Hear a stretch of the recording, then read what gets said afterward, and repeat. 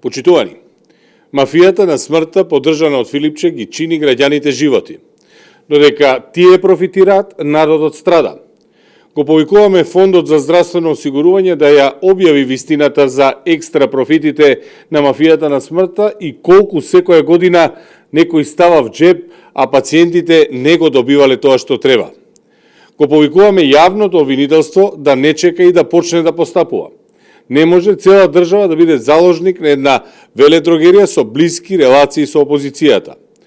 Тоа што Венко Филипче има лични врски со таа веледрогерија, втемелени на партиска припадност, не може да биде амнестија за народот да страда. 3 децени пациентите се заложници на мафијата на смртта, која уништува животи.